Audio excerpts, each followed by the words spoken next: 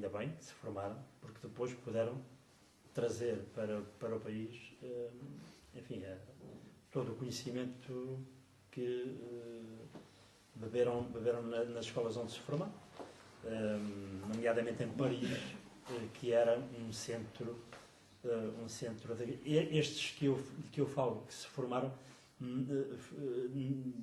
quase todos eles foram exilados políticos e, portanto, enfim, as pessoas saberão mais ou menos aprender Joaquim Letria, António Jorge Branco, enfim, uma série de pessoas da rádio que acabaram por se formar lá fora e que depois trouxeram o que de melhor apreenderam. Mas eu comecei a trabalhar assim na tarimba, como dizia o Sansão Coelho. Essa tarimba, o que é que me trouxe-me uma grande, eu ia dizer uma grande paixão, mas corrigida há pouco pela Dina Cristo, corrigido pelo amor, porque há uma grande diferença entre paixão e amor. Corrigido, esse amor pela rádio manteve-me ocupado, manteve-me disponível para ir sempre mais além. E, ora, ouvindo a BBC, a Voz da América, ouvindo rádios do continente africano que só nós na rádio podíamos ouvir, porque ouvi-la fora, nos nossos receptores em casa, não era permitido. Era um risco ouvir a BBC, o Serviço Internacional da BBC, ou da Voz da América, ou a Rádio Gabão, ou a Rádio Brazzaville, que, enfim, tinham uma relação de antagonismo com o regime vigente na altura, enfim, quando se travava a guerra colonial.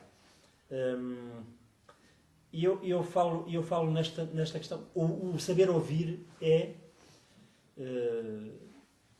ouvi isto muitas vezes já ao Joaquim Letria. O saber ouvir é a função, talvez a função mais importante do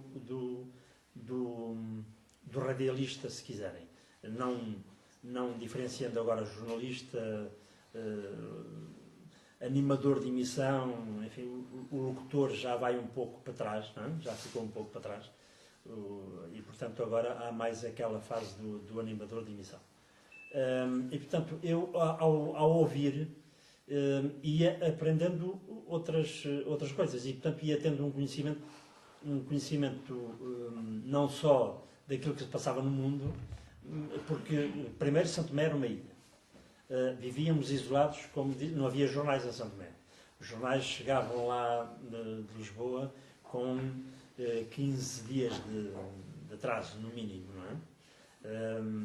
E, portanto, quer dizer, nós não tínhamos o acompanhamento, se não ouvíssemos a emissora nacional, apesar dos constrangimentos que ela era sujeita nessa altura, mas era a única que tinha um serviço de onda curta capaz de nós podermos captar e retransmitir, inclusive, o sinal. Não é?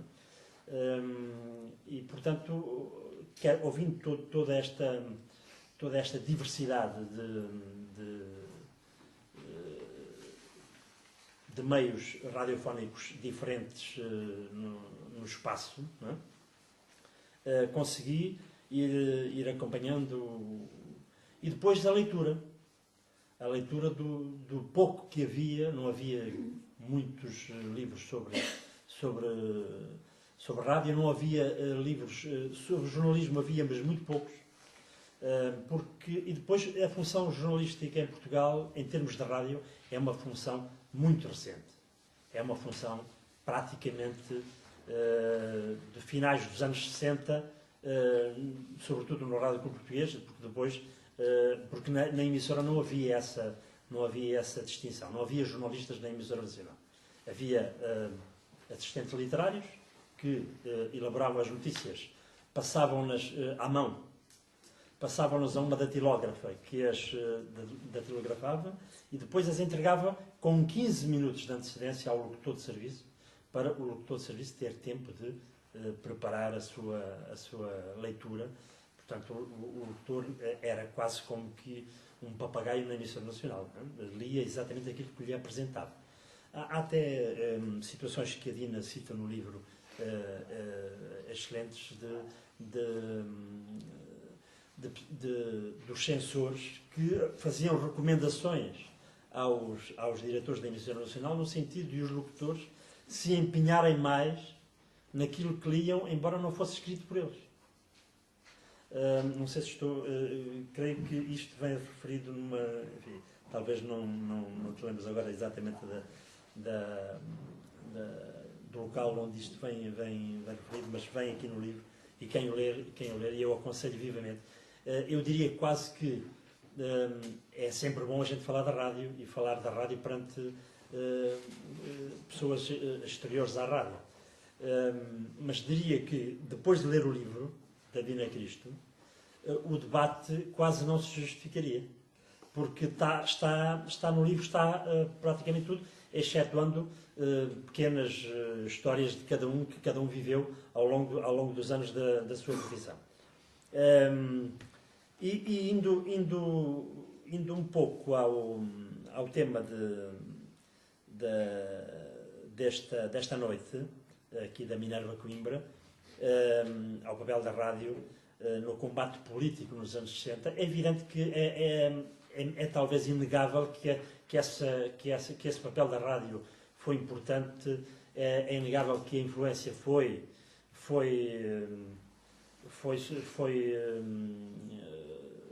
muita, mas eu não sei se terá sido a única, provavelmente não foi a única, e coloco em dúvida que tenha sido a mais importante. Houve outras influências que passam, nomeadamente na minha perspectiva, pela imigração e pela guerra colonial. Estas são, digamos, o grande mérito de algumas pessoas da rádio, e eu estou-me a lembrar, nomeadamente, daquele leque do Rádio Clube Português, liderado por Luís Filipe Costa, quando, de facto, quando ele inicia, de facto, a grande cruzada do jornalismo radiofónico, não é? do noticiarista, que não existia. Digamos que foi importante a partir daí. E soube acompanhar a evolução do tempo, não é? Porque pela parte da emissora nacional era muito difícil a abertura, digamos, dos profissionais. Era muito difícil, o controle era muito rígido. A gente fala muito hoje no lápis azul da imprensa, e falamos muito pouco do lápis amarelo, que era a censura às faixas musicais. As faixas musicais eram riscadas com um lápis amarelo. E, portanto, nós não as podíamos passar.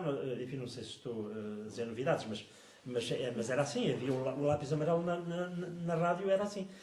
A censura das faixas musicais. Podíamos passar, por exemplo, passávamos o Zeca Afonso, mas em Fado de Coimbra. Não passava, e nem todos os fados de Coimbra se podiam passar na rádio. Eu recordo-me que, em finais dos anos 60, ou princípios dos anos 70, mandei ir de Paris um disco de Zeca Afonso, não sei se era Venha Mais 5, se eram os Maio, como é que é? Os Cantares de Maio. E, portanto, foi de Paris e chegou a São Tomé sem ninguém abrir a encomenda, não é? Porque ninguém eventualmente pensaria que o disco era de Zeca Afonso, nem sequer eventualmente saberiam que era um disco que ia ali dentro. Mas era uma situação diferente que nós vivíamos nessa altura. Em Angola a situação era mais pesada, era completamente diferente. Embora, e a rádio era muito influente, muito importante em Angola.